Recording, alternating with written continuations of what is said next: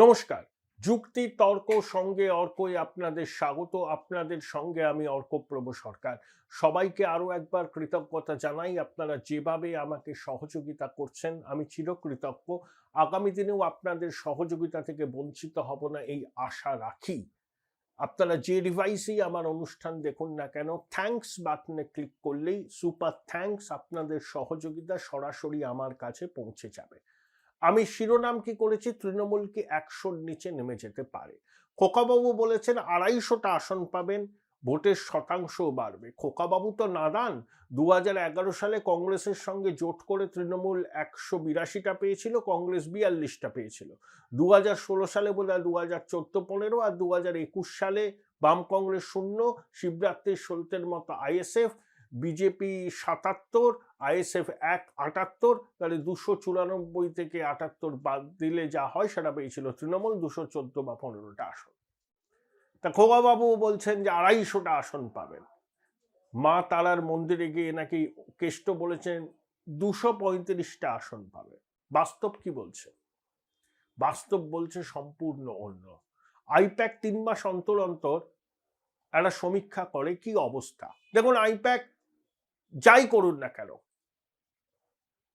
প্রথম কথা ধরুন কমিয়ে দেখাতে পারে আসন যাতে তৃণমূলের র্যাঙ্ক অ্যান্ড ফাইলকে উজ্জীবিত করা যায়, আবার বেশি দেখাতে পারে বিরোধীদের মনোবলকে ভাঙতে। কিন্তু বাস্তব যেটা হলো, সংখ্যাগরিষ্ঠতা হচ্ছে ১৪৮, আইপ্যাকের রিপোর্ট হচ্ছে সর্বোচ্চ ১৫৪টা আসন পেতে পারে তৃণমূল। ওটা হায়েস্ট, কমতে পারে অনেকটা। তাহলে ১০০টার নিচে তৃণমূল নেমে যেতে পারে, এই আশঙ্কা কিন্তু তৃণমূলের অনেকের আছে। সিম্পল অ্যারিথমেটিক দেখুন, মুর্শিদাবাদ, মালদা, উত্তর ও দক্ষিণ দিনাজপুর মিলিয়ে ৪৯ থেকে ৫০টা আসন আছে। অনেকে বলছেন তৃণমূল সাকুল্যে এখান থেকে 10টা আসন পেতে পারে। আগের বার মুর্শিদাবাদে ২০টা আসন পেয়েছিল, মালদায় বোধহয় ৭টা আসন পেয়েছিল ইত্যাদি। দক্ষিণ দিনাজপুরে ৪টে, উত্তর দিনাজপুরে ৪টে, এইরকম। এবার হাওয়া ঘুরছে, চাকা ঘুরছে। যদি মুর্শিদাবাদ এবং মালদায় ২২ আর ১২, ৩৪টা আসনের মধ্যে তৃণমূল যদি ৬টা আসন পায়, তাহলে এখানেই তো কমে গেল আপনার ২০টার উপর আসন। তাহলে ২১৪ থেকে ২০টা কমলে ১৯৪। তারপরে উত্তর ও দক্ষিণ দিনাজপুর আছে। কুচবিহারে একটা আসন জিততে পারে, সিতাই, আলিপুরদুয়ার, জলপাইগুড়ি, দার্জিলিংয়ে খাতা খুলতে পারবে না, খাতা খুলতে পারবে না। এভাবে যদি আপনি কুচবিহার থেকে মুর্শিদাবাদ ধরুন ৭৬টা আসন আছে। উত্তরবঙ্গে গতবার তৃণমূল পেয়েছিল ২৪টা, আর মালদা, মুর্শিদাবাদ কার্যত সুইপ করেছিল, উত্তর দক্ষিণ সুইপ করেছিল। তাহলে এই যদি আপনি ক্যালকুলেট করেন, অটোমেটিক্যালি তৃণমূলের আসন উত্তরবঙ্গেই প্রচুর কমে যাচ্ছে। মানে ওই ৭৬টা আসনের মধ্যে উত্তরবঙ্গে মালদা পর্যন্ত ২৪ আর মুর্শিদাবাদে ২০, তাহলে ২৪ আর ২০ ৪৪টা আসন পেয়েছিল।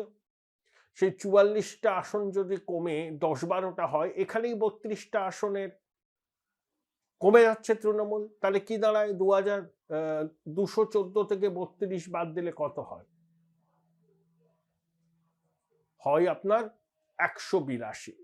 তাছাড়া অন্যান্য জায়গা থেকে যদি আপনি ক্যালকুলেট করেন, আসন তৃণমূলের কমবে। কোনো অবস্থাতেই তৃণমূল যে অ্যাস্ট্রোনমিক্যাল ফিগার বলছে তার ধারে কাছে পৌঁছতে পারবে না। তার অনেকগুলো কারণ আছে। এক হচ্ছে প্রতিষ্ঠান বিরোধিতা, দুর্নীতি, এসআইআরে ফল, এবং একই সঙ্গে কর্মসংস্থানের মলিন ছবি, শিল্প নেই, চাকরি নেই, দেনার বোঝা। শুধু লক্ষ্মীর ভান্ডার দিয়ে তো বারবার বৈতরণী পেরোনো যায় না, ওটা ডিসকাউন্টেড হয়ে গেছে। মানুষ জানে, মাতৃশক্তি জানে, যেই ক্ষমতায় আসুক সে লক্ষ্মীর ভান্ডারের মতো কোনো প্রকল্প রাখবে এবং বিজেপি আসছে তাতে বরাদ্দ বাড়ানো হবে। এবং অমিত শাহ ইঙ্গিত দিয়েছেন যে কোনো প্রকল্প বন্ধ হবে না, বরঞ্চ বাড়বে। এবং বিজেপি যে ভিশন ডকুমেন্ট প্রকাশ করবে তাতে স্পষ্ট করে সবকিছু উল্লেখ থাকবে। গোদের উপর বিস্ফোরণ মতো যেটা হয়েছে সেটা বাংলার ধর্মীয় সংখ্যালঘুদের একটা অংশ তৃণমূল থেকে মুখ ফিরিয়ে নিয়েছে। তার অভিঘাত পড়বে মুর্শিদাবাদে, পড়বে মালদায়, পড়বে 2 দিনাজপুরে। যখন আমি এখনই বলে দিচ্ছি গোয়ালপুকুর কেন্দ্রে জিতবে ভিক্টর। মুর্শিদাবাদে হুমায়ুন নিজে কি করতে পারবেন আমি এই মুহূর্তে বলতে পারছি না, নিজে হয়তো জিতবেন কিন্তু তৃণমূলকে ক্ষতি করবেন। ওই 20টা থেকে তৃণমূল 5-6টা নেমে দাঁড়াবে। হুমায়ুনও এটা দাবি করছেন। এবং এই যে রানীনগরের বিধায়ক সৌমিক হোসেন, সেখানে তার সঙ্গে স্থানীয় নেতাদের প্রবল বিরোধ। একটা পিকনিক হয়েছিল, সেই পিকনিকের পর তৃণমূলের এক পঞ্চায়েত সদস্যকে সৌমিক হোসেনের লোকজন প্রচন্ড প্রহার করেছেন। এক স্থানীয় নেতা বলছেন যে সৌমিককে 50,000 ভোটে হারাবো। এটাই কিন্তু বাস্তব ছবি। মালদায়, মুর্শিদাবাদে, দিনাজপুরে, সর্বত্র মারছে মুসলমানরা, মরছে মুসলমানরা। তৃণমূলের নিজেদের লোকজনই মারামারিতে জড়িয়ে পড়ছে। এই আবহে মৌসম ব্যানার্জি নূর কংগ্রেসে ফিরেছেন, কৃষ্ণেন্দু চৌধুরী ফিরবেন, মুর্শিদাবাদ থেকে অনেকে কংগ্রেসে ব্যাক করবেন। কংগ্রেসের একটা পুনরুজ্জীবন হবে। এবং বহরমপুরের ভোটাররা আফসোস করছেন তাদের সুখ দুঃখের সঙ্গে অধীর চৌধুরীকে তারা ভোট দেননি। যাকে ভোট দিয়েছিলেন ইউসুফ পাঠান, তোমার দেখা নাই রে, তোমার দেখা নাই, নিখোঁজ, সন্ধান চাই। এই যে পরিযায়ী শ্রমিকরা আক্রান্ত হচ্ছেন, অধীরবাবু কখনো হরিয়ানায় গেছেন, কখনো ওড়িশায় গেছেন, একবারও ইউসুফ পাঠানকে দেখেছেন? নিখোঁজ। এবং তৃণমূলের লোকজনও ক্ষোভ উগড়ে দিচ্ছেন সমাজ মাধ্যমে। এই হচ্ছে 70% মুসলমান অধ্যুষিত মুর্শিদাবাদ জেলায় শাসকের ছবি, যে মুসলমানরা 100টার মধ্যে 91টা ভোট দিয়ে 2021-এ দিদিমণিকে জিতিয়েছিল। তাদের একটা বড় অংশ এবার ক্রুদ্ধ এবং তারা ইভিএম এ বদলা নেবে। তাই অনেকে বলছেন পরাজয় অবশ্যম্ভাবী, এবার নিঃশব্দ বিপ্লব হবে, চুপচাপ পদ্মে ছাপ। এই নিয়ে কথা বলেছিলাম হুমায়ুন কবিরের সঙ্গে। জননায়ক জনতা পার্টির নেতা হুমায়ুন ব্রিগেড সমাবেশ করবেন। তার কি লক্ষ্য আছে, কি পরিকল্পনা আছে, কিভাবে দেখছেন রাজ্যের রাজনীতিকে, তার দলের নির্বাচনী সাফল্য শেষ পর্যন্ত কতটা হতে পারে তা নিয়ে খোলাখুলি টেলিফোনে আমার সঙ্গে কথা বলেছেন। কি বললেন হুমায়ুন, শুনে নিন। হুমায়ুন দা, মুর্শিদাবাদ জেলায় 22টা আসন, মালদায় 11টা আসন, মালদা 12টা, মালদা 12টা, আর 2 দিনাজপুর মিলেও 12টা বোধহয় ওরকম আসন, 13-14টা। না না বেশি দাদা, 15টা। 15টা। তার মানে আমি ধরছি 22 আর 12 হচ্ছে 34, 34 আর 15 হচ্ছে ধরুন টোটাল 50টা। 49। এই 49টা আসনে আপনি কি প্রেডিক্ট করছেন, ফলাফল কি হতে পারে? দেখুন, আমার আজকের দিনে যা প্রেডিকশন, তাতে আমরা আমাদের যে জোট, আমি এবং আমার সঙ্গে যারা জোটে থাকবে, আপনাকে সবটা বলছি না, উঠছে রাখছি। আমাদের যে জোটগতভাবে আমরা লড়াই করব, সেই জোটের 49টা সিটের মধ্যে আজকের দিনে বিজেপি আছে 4 আর 2, 6 আর 2, 8 আছে। দক্ষিণ দিনাজপুরে 2 আছে, মালদাতে 4 আছে, আর মুর্শিদাবাদে 2 আছে। এই 8টার মধ্যে উত্তর দিনাজপুরে আছে, উত্তর দিনাজপুরেও আছে, কালিয়াগঞ্জে আছে। হ্যাঁ, আমি ওটা আপনাকে বলছি তো, এখানে 4 আর ওদিকে 2 আর এখানে 2, 4 4 8 আর 2 10। 10টা সিট জিতে আছে 49-এর মধ্যে বিজেপি। বাকি সব তৃণমূল আছে, কোনো কংগ্রেস শূন্য, সিপিএম শূন্য। আমি আপনাকে এটুকু বলছি যে 49-এর মধ্যে তৃণমূল যদি পায়, ম্যাক্সিমাম যদি পায়, আজকের দিনে তারা 20 মুর্শিদাবাদে আছে, মালদাতে 4 আছে, উত্তর দিনাজপুরে 7 আছে, আর দক্ষিণ দিনাজপুরেও আছে 4 ওদের। এই টোটাল নিয়ে ওদের যে সিট আছে, আমি আপনাকে এই প্রেডিকশন আজকের দিনে করে রাখছি যে তৃণমূল হার্ডলি সিট পেলে 6টা পাবে, টোটাল 49-এর মধ্যে। বিজেপি যদি 10 পায়, এরা 6টা পাবে, আর বাকি সিট আমরা পাবো, আমাদের জোট পাবে। 49-এর মধ্যে 6 তৃণমূল, 10 বিজেপি, তাহলে 16 চলে গেল। তাহলে আপনি এবার ধরে নেন যে 49-এর মধ্যে 16 বাদ গেলে যে 33 সিট আমাদের জোটের প্রার্থীরা জিতবে। আপনাদের জোটে আপনি বললেন পুরোটা বলতে চাইছেন না সঙ্গত কারণে, তো কারা কারা থাকার সম্ভাবনা আছে? মিম কি থাকবে? বাম কংগ্রেস কি করবে? আইএসএফ কি করবে? কংগ্রেস, এই মুহূর্তে কংগ্রেসের সম্বন্ধে আমার কোনো কথা চালায়নি, কারণ কংগ্রেস ধোঁয়াশা রেখেছে। গতকাল তারা একটা আবার বিজ্ঞপ্তি দিয়েছে শুভঙ্কর সরকারদের পক্ষ থেকে। তো আমি কংগ্রেসকে এই মুহূর্তে কোনো করছি না, তবে আমি আপনাকে এইটুকু বলছি যে আমার যতটুকু কথাবার্তা আগিয়েছে তাতে আমার সঙ্গে বাম এবং আইএসএফ তাদের থাকার প্রবল সম্ভাবনা আছে। তার মানে আপনার কি সেলিমদার সাথে কথা হয়েছে নাকি বামফ্রন্ট নেতৃবৃন্দের সঙ্গে কথা হয়েছে? বামফ্রন্ট নেতৃবৃন্দের সঙ্গে কথা চলছে। ফাইনালটা 20 জানুয়ারির মধ্যে আমরা নিশ্চয়ই আপনারা জানতে পারবেন যে বাম নেতৃবর্গের সঙ্গে আমাদের নেতৃবর্গরা 1-to-1 বসে নেবে, এবং আইএসএফও সেখানে আমাদের সঙ্গে ক্লোজ এতে থাকবে। কিন্তু মিম সম্বন্ধে বামদের আপত্তি আছে, সেইটা আমি আপনাকে বলতে চাইছি না, ক্লিয়ার করতে চাইছি না, সেটা আগামী দিনে। এবং মিমে গত 2020 সালে মিমের নেতৃবর্গরা আব্বাস সিদ্দিকীদের কাছে এসেছিল। ওদের একটা আক্ষেপ রয়েছে যে তাদের ডেকে নিয়ে এসে লাস্ট মুহূর্তে কংগ্রেস, বাম আর আইএসএফ জোট করেছে, তাদের কোনো গুরুত্ব দেয়নি।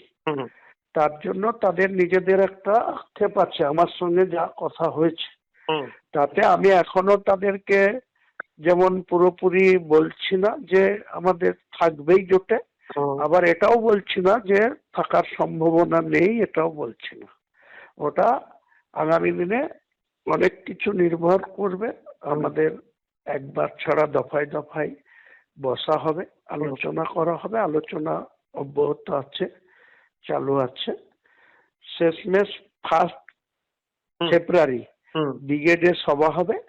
যারা যারা আমাদের এই জোটে থাকবে, যারা তৃণমূলকে ক্ষমতাচ্যুত করতে চায়, এবং সার্বিকভাবে বিজেপি যেটা টার্গেট যে তারা তৃণমূলকে হারালে তারাই ক্ষমতায় আসবে, আমরা আগেই টার্গেট নিচ্ছি যে আমরা যাতে তৃণমূলকে পরাস্ত করে বিজেপি তাদের মতো করে তারা মানুষের কাছে যাচ্ছে, যাক, আমরাও মানুষের কাছে আমাদের জোটবদ্ধভাবে আমাদের গ্রহণযোগ্যতা প্রমাণ করার জন্য বা মানুষের কাছে আমাদের ধর্মনিরপেক্ষ একটা মানে রাজ্যে ভাবমূর্তি তুলে ধরার চেষ্টা করব। কিন্তু শেষ সিদ্ধান্ত তো আম জনতা নেবে।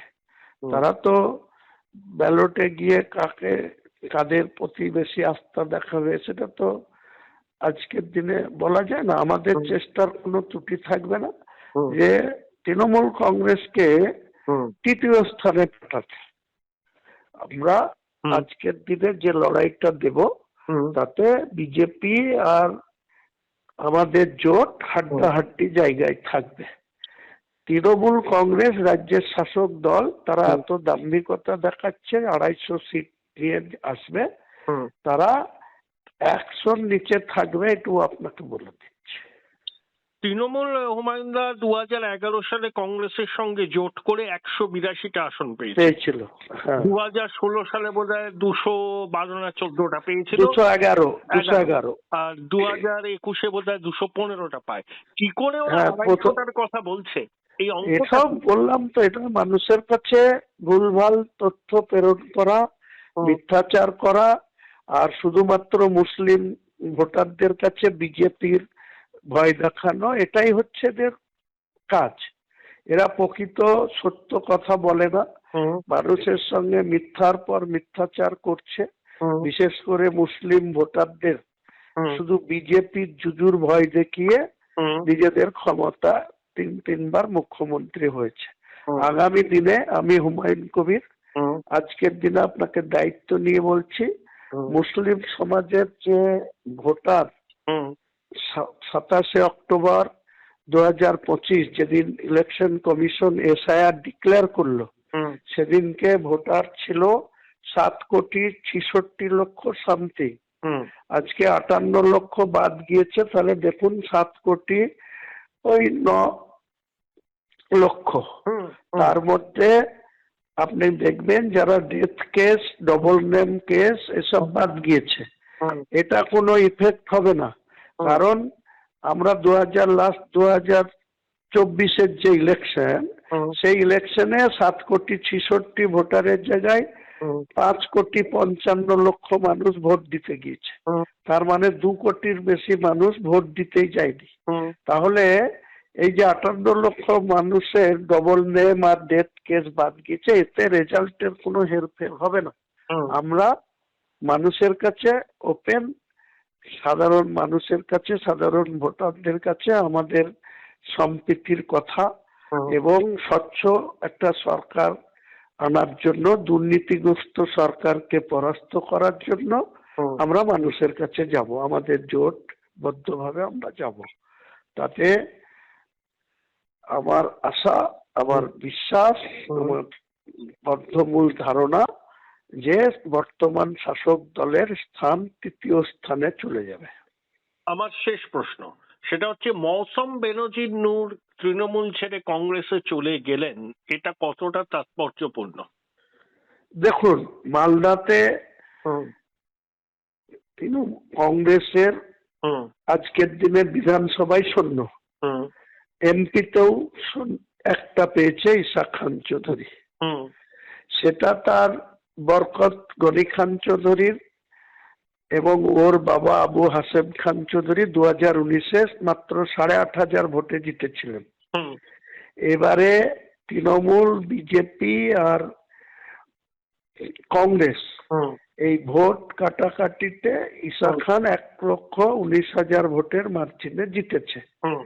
আমি বলছি যে সিটগুলো তার মধ্যে হাইয়েস্ট লিড পেয়েছে ফারাক্কা 49,000, তারপরে বোথাবাড়ি, এসব করে তারা এমপি জিতেছে। আমার ধারণা কংগ্রেস যদি আমাদের এই জোটের সঙ্গে অংশীদার না হয়, তারা যদি আবার ঘুরে ওই ইন্ডিয়া জোট, অভিষেক বন্দ্যোপাধ্যায় আর রাহুল গান্ধীরা যদি আবার 2011-র মতো লাত খাওয়ার পরেও যদি আবার তৃণমূলের সঙ্গে জোটবদ্ধ করে, তাহলে তৃণমূলের যা অবস্থা হবে সেটা আগেই বললাম, কংগ্রেস খাতা খুলতে পারবে না।